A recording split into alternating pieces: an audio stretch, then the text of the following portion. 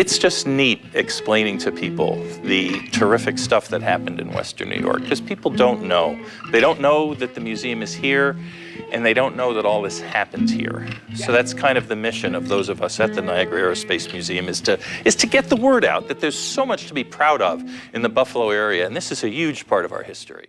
Okay, we're just to the left of the museum entrance to our Bell helicopter display. We have here 3 Bell 47s, which were the first commercially certified helicopters in the United States. Bell Helicopter started out in Buffalo. It was part of Bell Aerosystems, moved to Fort Worth, where they're headquartered now. That's where all the helicopters are made. But when we had the CEO of Bell Helicopter in here, 8 or 10 years ago, he was amazed at our collection of Bell 47s. Really? He said it was much better than what they have there at the headquarters of the place. So I'm going to walk over here first and show you probably the prize of our helicopter collection. This is an executive Bell 47, and this was Larry Bell's personal helicopter. Of course, you can see right here on the side, yep. LDB, Lawrence Dale Bell. He was the founder and president of Bell Aerosystems, and this was his personal helicopter. How did you guys acquire this? That is a great question, and you've got to talk to one of the people who knows more about the helicopters than me. Okay, but there are people who can tell you. Yeah.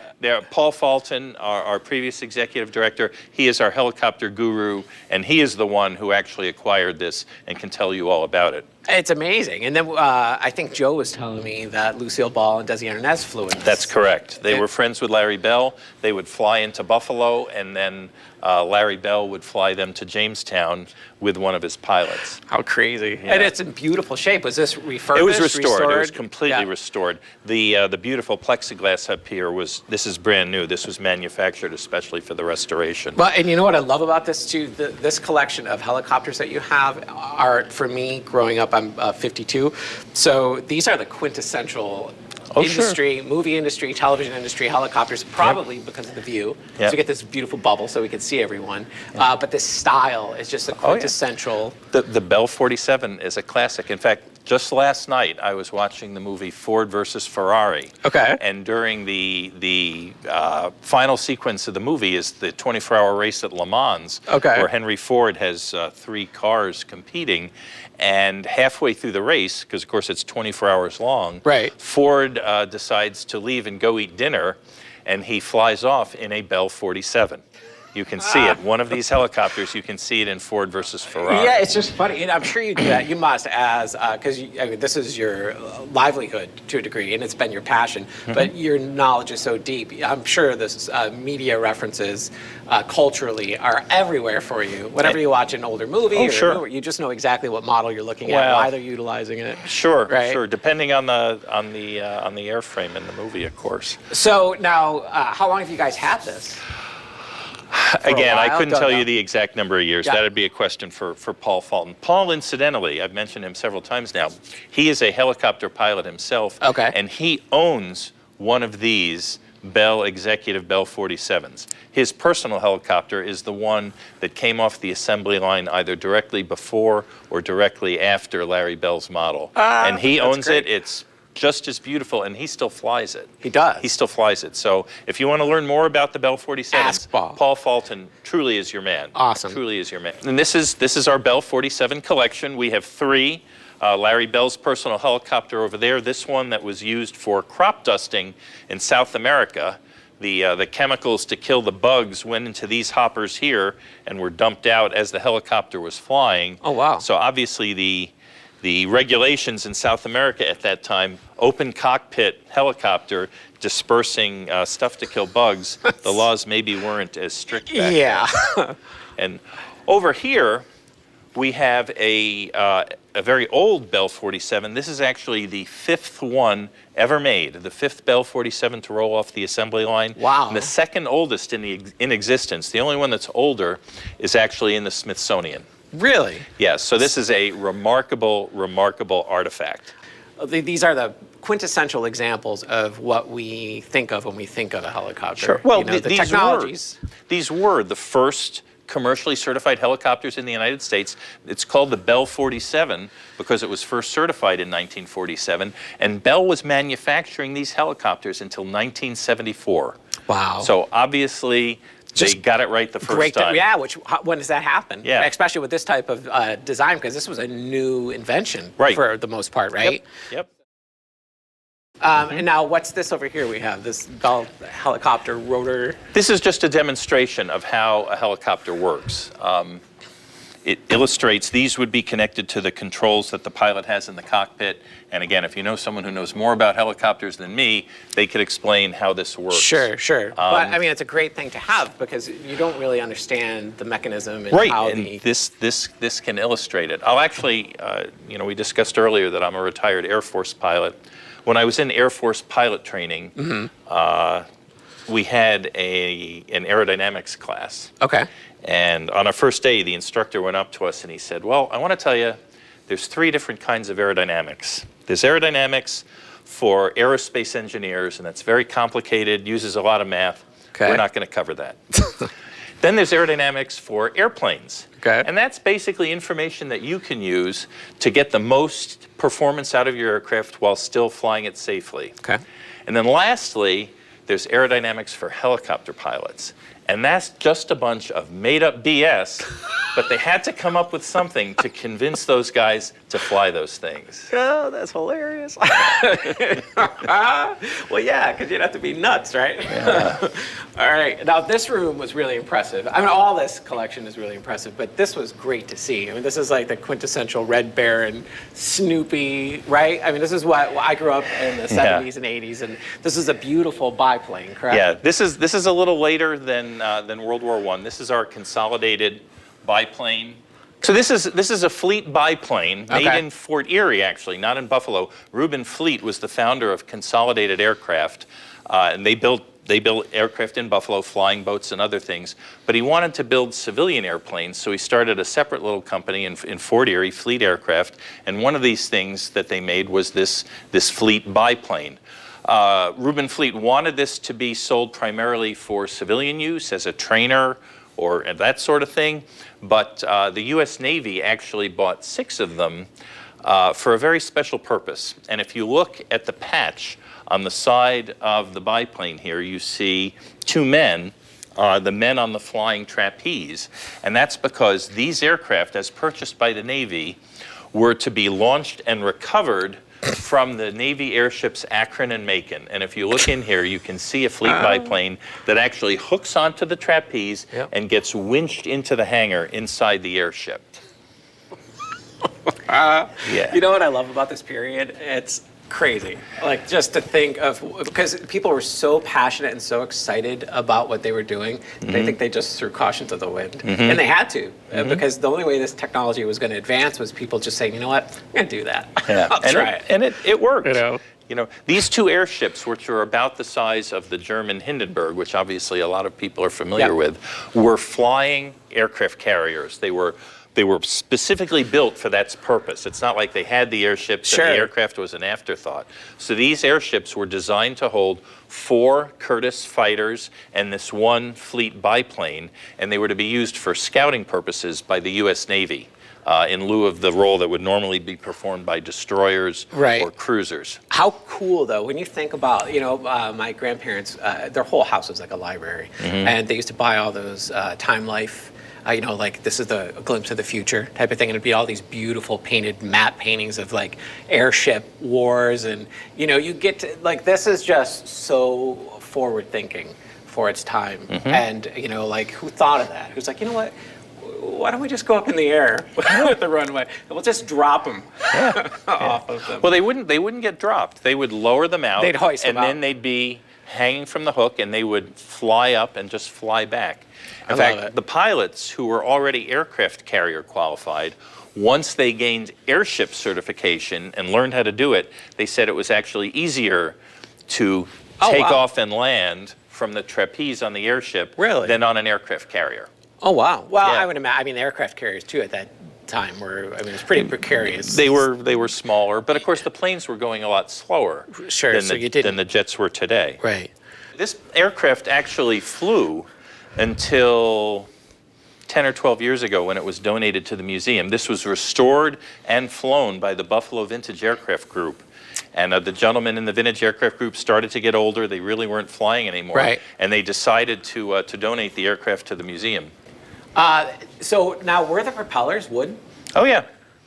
Yeah, I mean, metal propellers were being developed at that point, but for certain size aircraft, a wooden propeller was cheaper and probably a little more efficient because you could make it exactly how you wanted. And weight-wise, maybe a little less? A little lighter. Yeah. Yeah, the airship, the Akron and the Macon, they had metal propellers. They did? Yeah. Now, when did airships come into play? Was that 30s, 20s? The earliest airships were made by Count Zeppelin in Germany. Okay. Around 1905 timeframe, give or take a couple of years. You said Count Zeppelin? Yeah, the Zeppelin that's- is named after Count Zeppelin. It's named after Count Zeppelin. I love it. Yeah, and then Germany built more and more advanced aircraft, and during World War I, they employed Zeppelins as strategic bombers.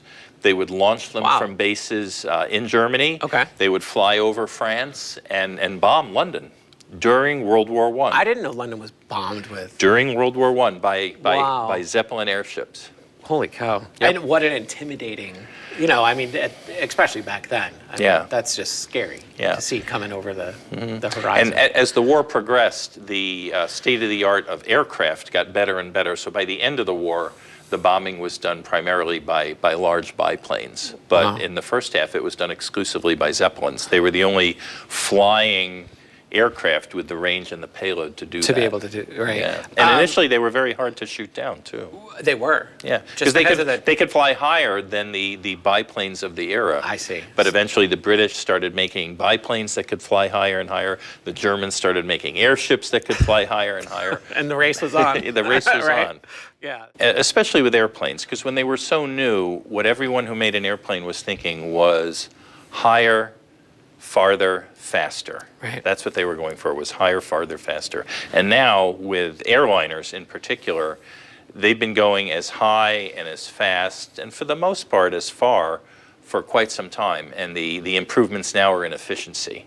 So they okay. burn much less fuel than they used to carry a given number of people a given distance. Right. Which is one of the reasons why flying is so much cheaper today Sure. on current year dollars than it was Right. back in the 60s. Yeah, it's ridiculous now, really. When you think about it, when I was a kid, it was a really It was a fine luxury. Yeah, and you dress up.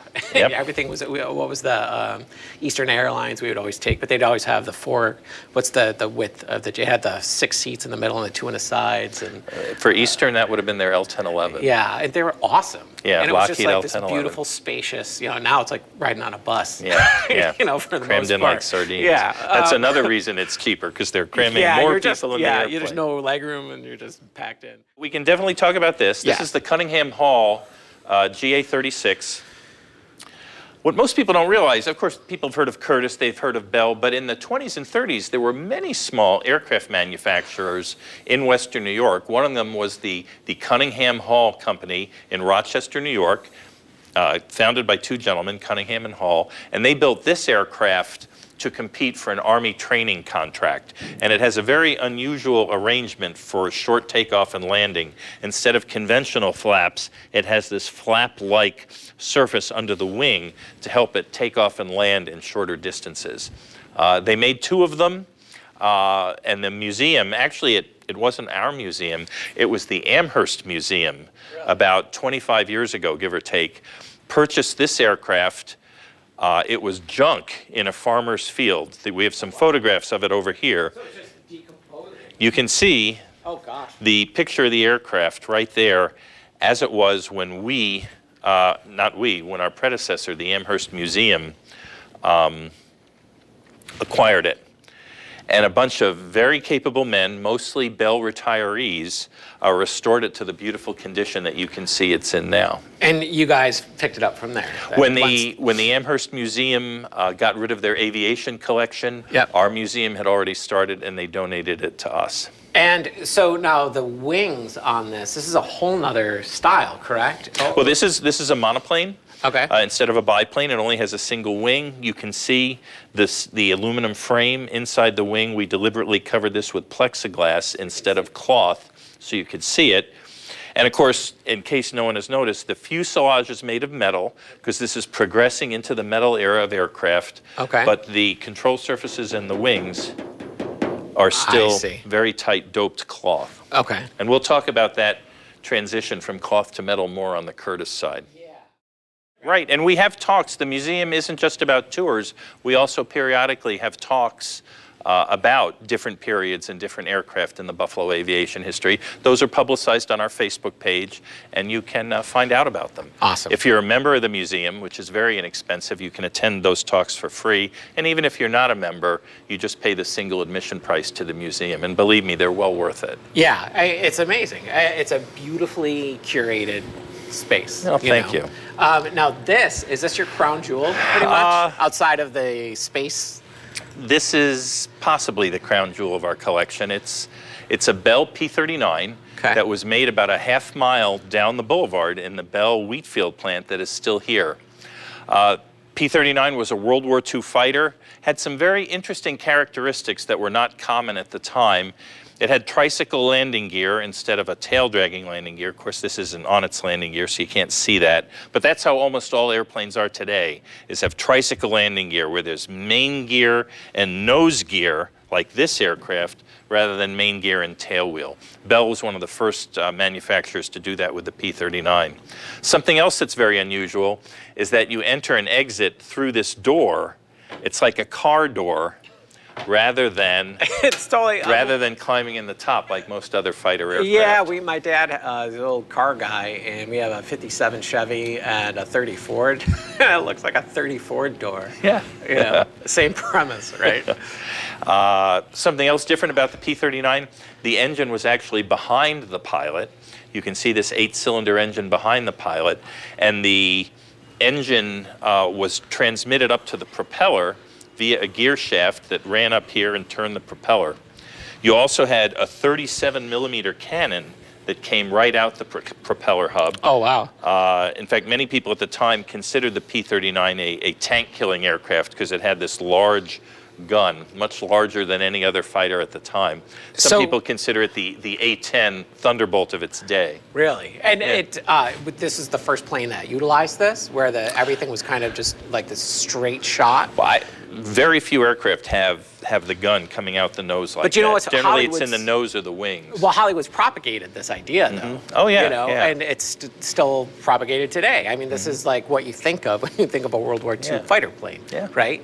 Yeah. And now, the design on this, the engine being behind the pilot, I mean, that had to be just ungodly loud and the vibration alone, right? I mean, well, whether the engine's in front of you or behind you, it's still vibrating a lot. Yeah. And that is a technological path that was not really followed. They didn't do that with too many other airplanes, where the engine was behind the pilot, at least with a tractor propeller in front of the pilot. But it worked for the P-39. Sure. So the story behind this particular aircraft, it's made right down the road by Bell in the Wheatfield plant. Most of those airplanes went to the Soviet Union under the Lend-Lease program. So this aircraft was flown by a Bell pilot across the US, across Canada to Alaska, where a Soviet pilot then picked it up in Alaska, flew it across the Bering Strait to Siberia, across the Soviet Union, which is now Russia. We all know how big that is. So across Asia, across Europe, where it was employed to fight the Germans on the Eastern Front in Europe in World War II. Oh, wow. So this airplane is now in Europe. It's being flown by a Soviet pilot on a mission against the Germans. He has an engine failure, and the plane crashes on the surface of a lake and sinks to the bottom. Okay. And the pilot drowns. He dies. No one ever sees this airplane again, probably for 35 or 40 years, until an aircraft recovery group hears about it, raises it up, and says, does anyone want to buy this P-39? Well, Niagara Aerospace Museum, built right here in Buffalo. We acquired it, we brought it back to Buffalo and put it on display, as I said, only a half-mile from where it was built before it started its voyage to the other side of the world. And we left it in the condition that we found it, so you can appreciate what it looked like when it was at the bottom of the lake. Yeah. And actually, when you consider how long it was down there. It's in pretty good shape. It's in great shape, and I actually asked Eric and Joe. It's in such great shape that I thought you guys were actually in the process of working on it, or you restored it to a certain point. But this is how it was pulled out, right? But it was buried too, right, at the time. So primarily, they had to dig it out. I don't know. Yeah, I don't we'll know. have to see on the video. Yeah, see what it says on the video. So now, when this was built, how many of these were pumped out of Buffalo at that time? I mean, were you talking like this was the full? If it was a P-39, it was made here. Right? It was made. They were all made right here in Niagara Falls, and don't quote me on it, but it was a lot, 8,000 to 10,000 on that order, and I'm sure you could look up the exact number. So and that's a war effort thing. Yeah. Right. I mean, that's what is important about our contribution in so many ways. Everything that was happening, and all across the country. I used to live in Oakland, and so again, all the ships and everything, and how that whole area was developed. But this is similar here with our infrastructure for the planes, right? I mean, Sure. This is our Rosie the Riveter display, because so many men were off fighting during World War II. Many women went to work in the aircraft factories, and they became known as Rosie the Riveter. And there's the famous Rosie the Riveter poster of the woman making a fist. Yeah, it's fantastic. So once we went, just to go on with Rosie the Riveter, after we got this airplane back here in Niagara Falls, we had heard that many of the women who worked on aircraft during the war, they would write something on the inside of an aircraft panel that couldn't be seen once the aircraft was assembled. So after we got this airplane back, we pulled all the panels off so we could clean off the dirt and the mud and maybe a dead fish or two. And we found that there were inscriptions inside the aircraft from 2 women here in Buffalo who worked on it. So those panels have been put away, but we made a poster with photographs of the inside of the panels. And you can see very clearly on this one, Helen Rose, 103 Ross Avenue, Buffalo, New York, USA. USA. And then there was another one from Eleanor Barbaratano as well. It's crazy. Well, because the pilots of the day were the rock stars of the day, right? And they were all hoping to catch one. That's awesome. Yeah, that was crazy to see. And what an Easter egg, Exactly. And was that? Did you guys know about this? Was this common knowledge that they did this, or someone just suggested it, and we went and looked, and there it was. Yeah. This is a GE I-16 turbojet modeled on the turbojet that Frank Whittle in England made, which was in fact the first Allied jet to fly, jet engine made during World War II. Okay. This was the engine used to power the Bell P-59. Oh, it was. Unfortunately, so now it's the P-39, and then was there a 49 and then a 59, or just went straight? No, it was P-39, then P-63 was an improved P-39. Okay. But the P-59 was the first U.S. jet engine. Hap Arnold, who ran the Air Force at the time, the Army Air Corps, he brought several Whittle engines back from the United Kingdom, and they said, we need someone to build an airplane around this engine. So they went to Bell Aircraft, and Larry Bell said, yeah, we'll do that. And in top secret conditions, they made the first U.S. Bell aircraft, the Bell P-59 Aerocomet. In fact, it was so secret that it was not made in the Wheatfield plant. It was made in what is now the Tri-Main building on Main Street that used to be the Trico windshield wiper plant. At the time, I believe it was a car dealership. But they papered up the windows so no one could see inside, and made the very first Bell P-59 I love it. In that Trico building.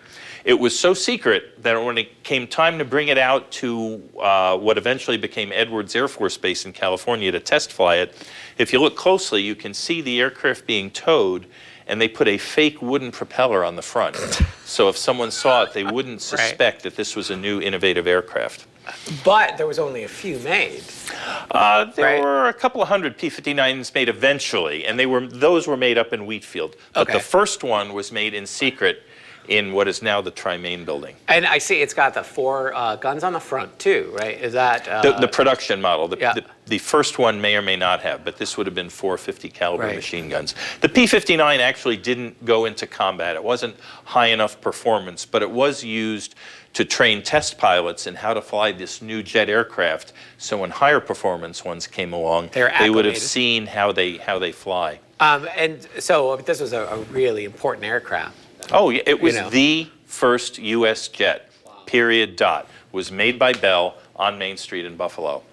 My favorite story about the P-59, the Bell test pilot at the time, the chief test pilot was Jack Willems. Okay. And he went out to the site that became Edwards Air Force Base to fly this aircraft. Again, top secret. Right. So Willems is flying the aircraft each day in what is a prohibited area, because it was secret. Other airplanes that were nearby weren't allowed to go in. Right. And Willems noticed that pilots from the P-38 base nearby, the P-38 Lightning base, they were wondering what was going on in this secret prohibited area. And they were getting closer and closer to the area that Willems was flying in the P-59.